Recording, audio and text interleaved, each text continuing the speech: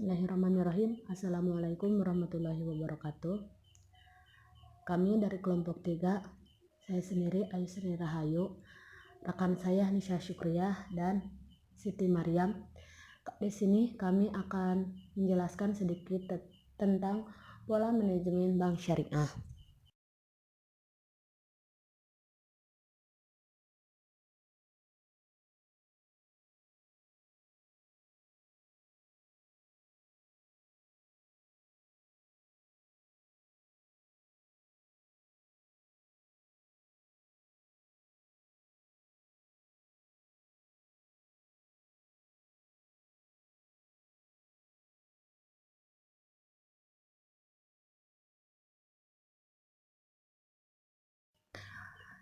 Kali ini yang akan kami bahas ada 4. Yang pertama, pengertian manajemen syariah. Yang kedua, kedudukan manajemen dalam bank syariah. Yang ketiga, manajemen bank syariah. Dan yang keempat, manajemen sumber daya insani.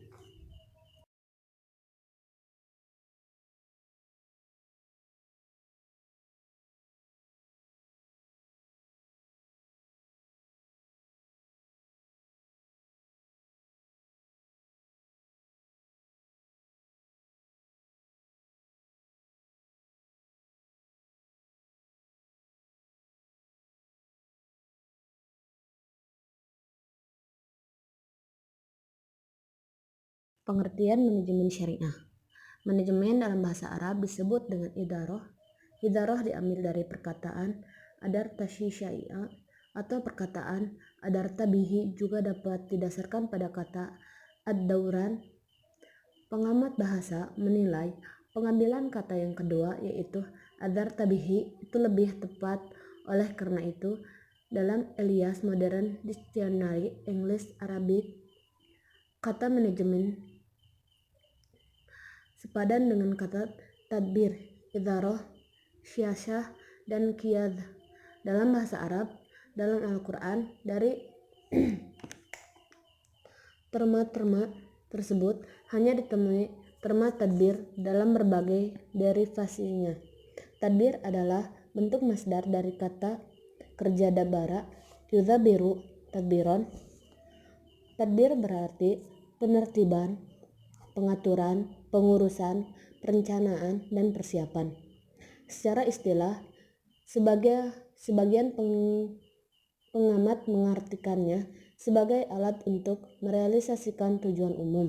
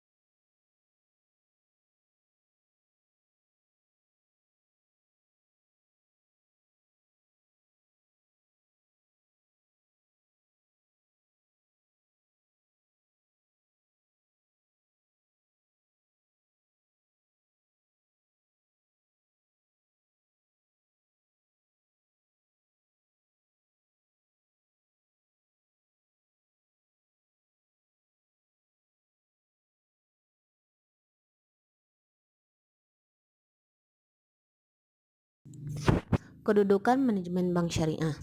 Di sini kedudukan manajemen bank syariah ada 4. Yang pertama, prinsip amar ma'ruf nahi munkar. Setiap muslim wajib melakukan perbuatan yang ma'ruf, yaitu perbuatan yang baik dan terpuji, seperti perbuatan tolong menolong, atau ta'awun, menegakkan keadilan di antara manusia, meningkatkan kesejahteraan masyarakat, mempertinggi efisiensi dan lain-lain. Sedangkan perbuatan mungkar atau keji seperti korupsi, suap, pemborosan dan sebagainya harus dijauhi dan bahkan harus diberantas. Menyeru kepada kebajikan, amar ma'ruf, dan mencegah kemungkaran, nahi mungkar adalah wajib sebagai perintah Allah Subhanahu wa taala, yang artinya hendaklah ada di antara kamu umat yang menyeru pada kebajikan, menyuruh berbuat yang ma'ruf dan mencegah perbuatan keji. Untuk melaksanakan prinsip tersebut, ilmu manajemen harus dipelajari dan dilaksanakan secara sehat, baik secara bijak maupun secara ilmiah. Yang kedua, kewajiban menegakkan kebenaran. Ajaran Islam adalah metode ilahi untuk menegakkan kebenaran dan menghapus kebatilan dan untuk menciptakan masyarakat yang adil, sejahtera, serta diridhoi Tuhan. Kebenaran atau hak menurut ukuran dan norma Islam antara lain tersirat di dalam firman Allah SWT yang artinya, katakanlah ya Muhammad, telah datang kebenaran dan telah sirna yang batil, sesungguhnya yang batil itu akan lenyap.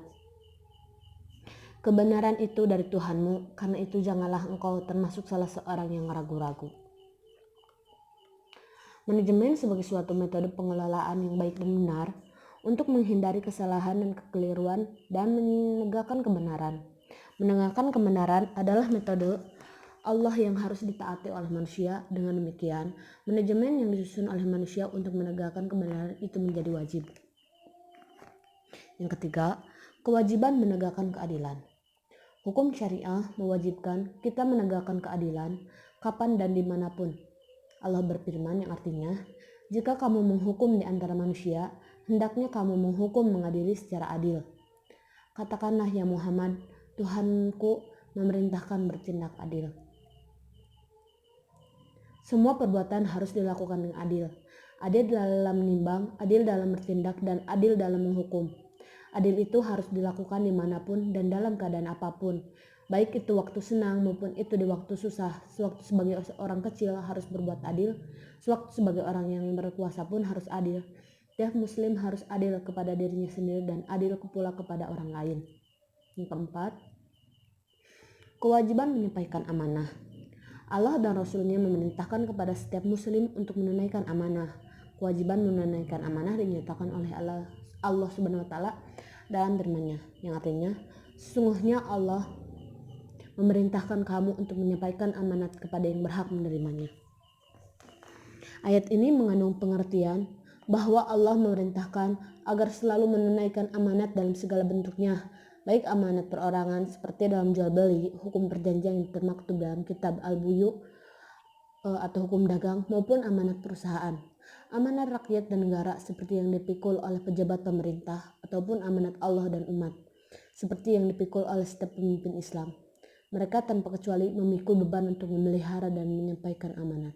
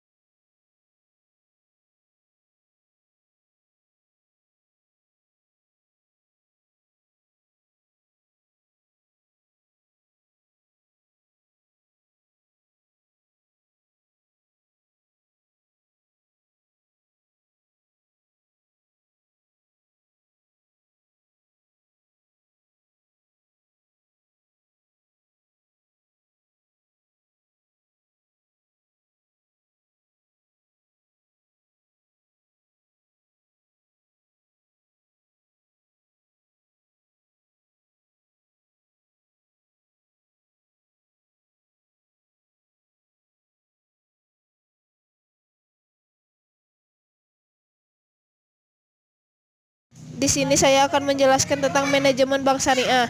Terdapat 5 unsur, yaitu yang pertama perencanaan, yang kedua pengorganisasian, yang ketiga struktur organisasi, yang keempat perencanaan organisasi, dan terakhir pengawasan.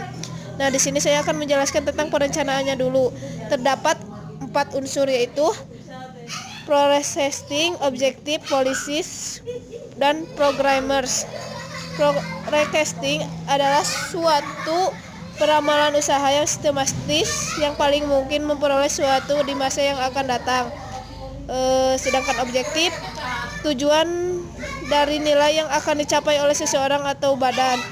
Sedangkan policies, rencana kegiatan atau plan of action, atau juga dapat diartikan suatu pedoman pokok atau guiding principles yang diadakan oleh suatu badan usaha untuk menentukan kegiatan yang berulang-ulang. Suatu polis yang dapat dikenal dengan 2 macam, yaitu prinsip dan kegiatan. Sedangkan programmers adalah sederetan kegiatan yang digambarkan untuk melaksanakan policies. Terus ada tambahan 3 lagi, yaitu schedules dan procedures dan budget. Schedules adalah pembagian program yang harus diselesaikan menurut urutan waktu tertentu. Sedangkan prosedur, suatu gambaran sifat atau metode untuk melaksanakan suatu kegiatan atau pekerjaan.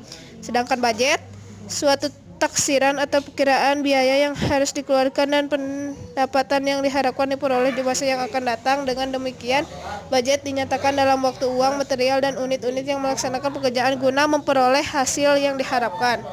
Yang kedua ada perorganisasian, yaitu keseluruhan proses pengelompokan orang-orang, alat-alat, tugas, tanggung jawab, dan wewenang sedemikian rupa sehingga tercipta suatu kesatuan yang dapat digerakkan dalam rangka mencapai tujuan.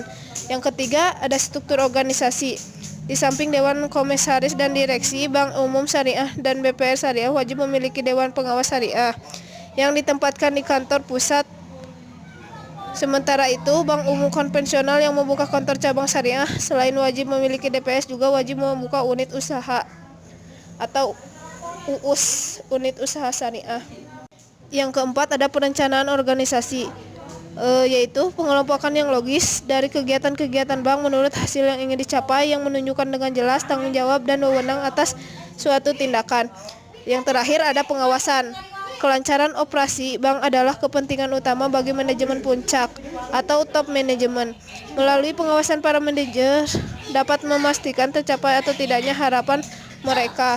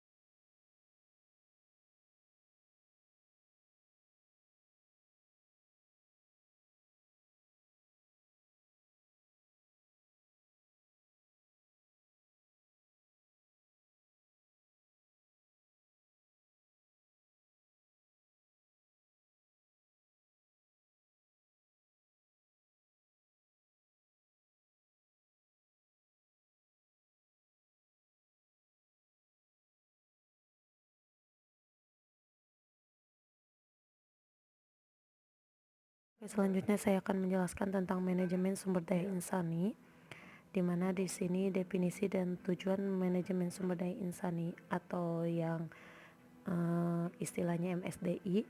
Manajemen sumber daya insani merupakan bidang dari manajemen pada umumnya yang meliputi segi perencanaan, perorganisasian, pelaksanaan, pengawasan, dan proses ini terdapat dalam bidang produksi, pemasaran, keuangan maupun kepegawaian. Nah, di sini menurut Pichel Rifai Zainal, arti dari manajemen sumber daya insani atau MSDI sendiri adalah suatu sistem yang terdiri dari banyak aktivitas interdependen saling terkait satu dengan yang lainnya. Nah, di sini sumber daya insani di lembaga keuangan syariah merupakan suatu usaha untuk meningkatkan kemampuan karyawan agar bekerja secara profesional yang sesuai dengan kebutuhan lembaga keuangan syariah. Pengelolaan sumber daya insani merupakan pengelolaan sumber daya manusia dengan memperhatikan norma-norma yang berlaku, memberikan rasa keadilan kepada manusia yang terlibat. Nah, dengan demikian, yang dimaksud dengan manajemen sumber daya insani adalah suatu perencanaan yang telah dipersiapkan untuk mencapai suatu tujuan organisasi, baik yang bersifat materi maupun imaterial, melalui potensi-potensi yang dimiliki oleh manusia.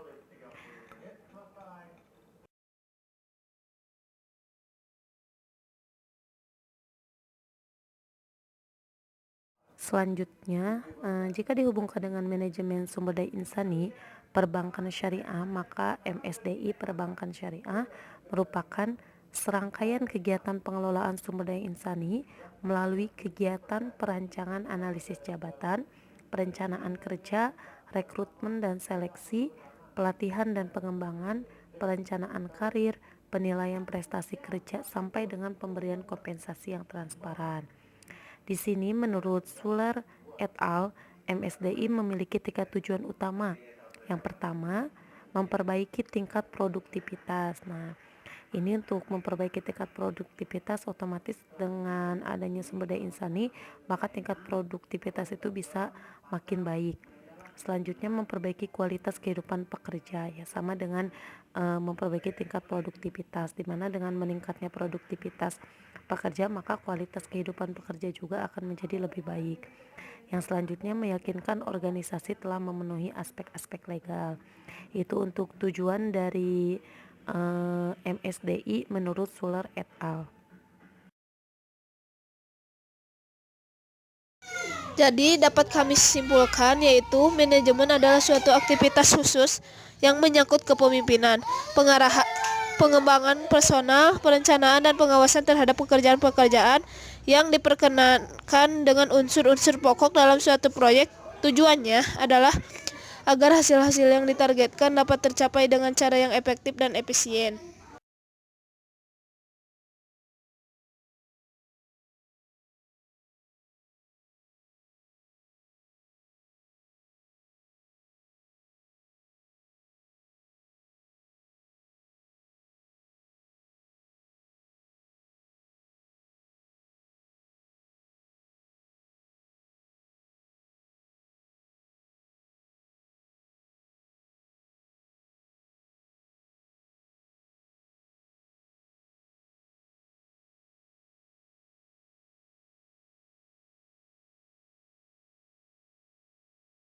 Alhamdulillah, sekian dari kelompok kami. Mohon maaf bila ada kesalahan. Semoga bermanfaat materi yang kami sampaikan. Wassalamualaikum warahmatullahi wabarakatuh.